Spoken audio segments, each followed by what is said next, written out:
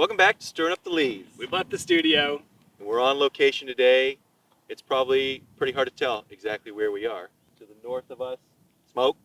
To the south of us, smoke. We've got wildfires in all directions. But today we're going to talk about how smoke can affect grapes, and more specifically wine. Exactly, because if it was a perfectly clear day, you'd be able to see vineyards behind us.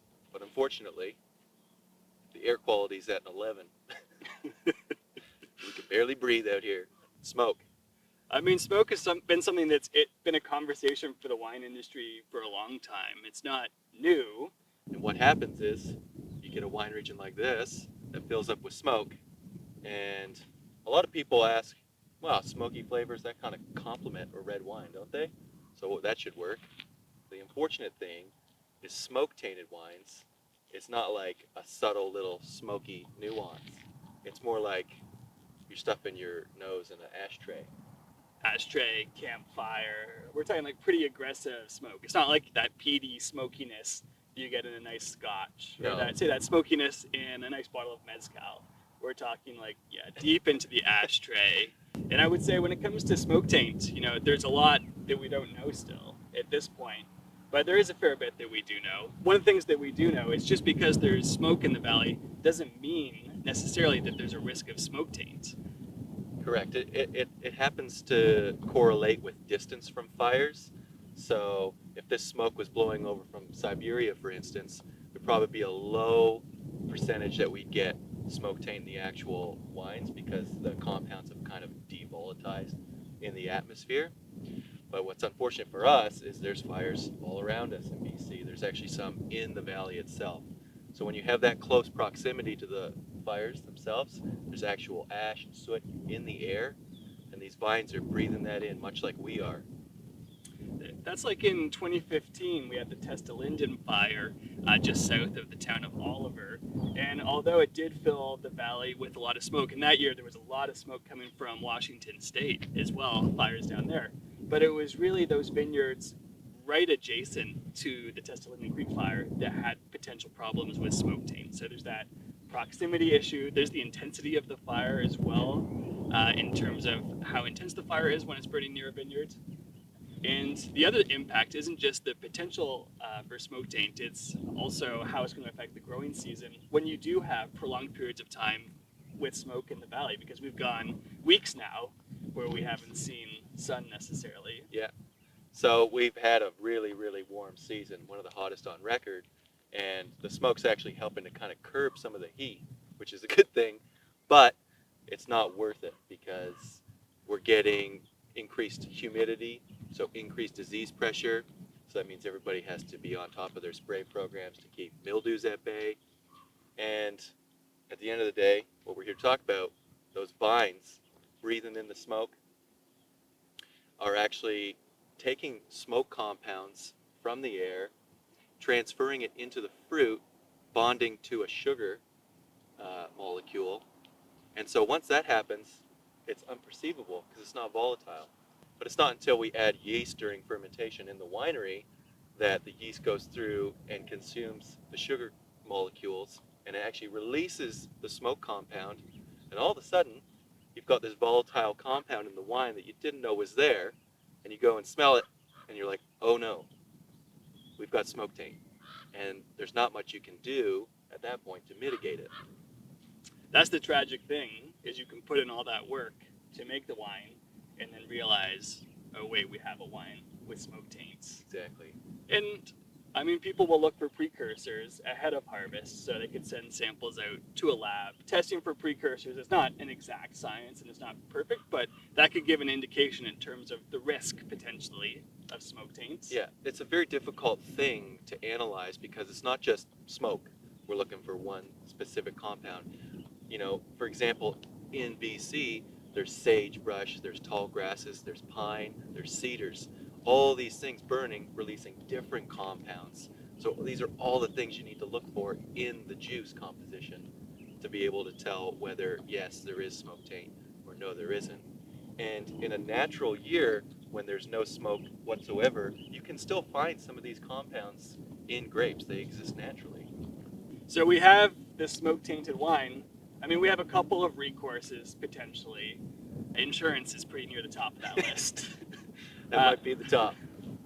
But, all's not necessarily lost. I mean, if you're a larger producer, certainly blending some lots that are affected by smoke taint away into larger volumes, that's the approach that's going to be commonly used.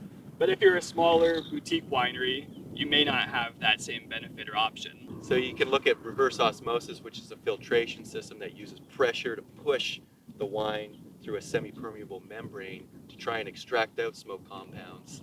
And there's research going into this because it's not a defined science at the moment, but early research is showing that you can remove a little bit of smoke, but you can never get rid of it fully.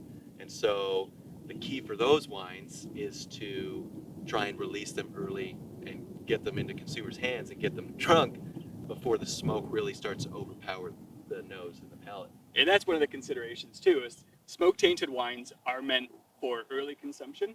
They're meant for early consumption because smoke taint aromatic compounds don't break down. But what happens is you have the fruit in a wine, those compounds do break down over time. So all that you're left with is smoke taint. Exactly. And that's why you don't want to age those wines necessarily for 10 years, unless you really like ash. Yeah. And it's difficult because when you're making wine, you can say, well, we'll just make wines that have less skin contact because they tend to pick up less smoke compounds than would a red where you're macerating on the skins for a number of weeks. But what are we going to do? All make sparkling Merlot? No, it's the most widely planted grape in the Okanagan, and people love the red wine that is derived from it. If you know, or you have a strong concern of a certain lot of grapes having smoke taints, I mean, you'll take different steps ahead of fermentation as well. One of those is reducing the length of skin contact. So typically we expect to see smoke taint more often on reds than whites. Whites often don't get a lot of skin contact. We're trying to minimize time on skins, with some exceptions like orange wines or aromatic varieties that do benefit potentially from 12, 24 hours on skins. Yeah. But for the most part, you'd expect white wines, we're not going to see quite as much smoke taint. Exactly. And so what you can do with red grapes is, luckily for us, there's a global boom on rosé at the moment. So you can take all your grapes that you've allotted for red wine making and maybe make rosé. And that's a potential solution. That's not a solution that's going to carry a business forward and is not sustainable year over year. I mean, that's a temporary solution. It's a stopgap solution.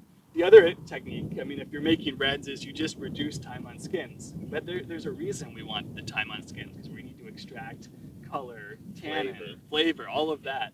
So if we reduce our time on skins, we're dramatically changing the style of the wines. Exactly. And we don't know if we've really prevented smoke taint either, because you're flying blind a little bit. The textbook says, sure, shorten time on skins, reduce the risk of smoke taint. But you don't know at the end of the day whether you really have solved that issue or not. Exactly. You don't. That's the hardest part. You don't know until it's wine, and you go and taste it, and you think, oh, you've lost it. So the question then becomes, you're a winery, small boutique winery, you have a smoke taint affected lot of barrels. Do you sell it as is? Do you just accept that as part of the vintage condition? 2021, that was a smoky year. This is what the vintage gave us, what Mother Nature gave us. Yeah. Or do you sell it away? Do you dump it down the drain? Do you file that insurance claim?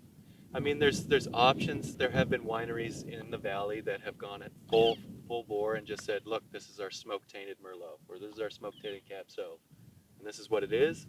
And there's consumers out in the market that might actually find that an enjoyable drink.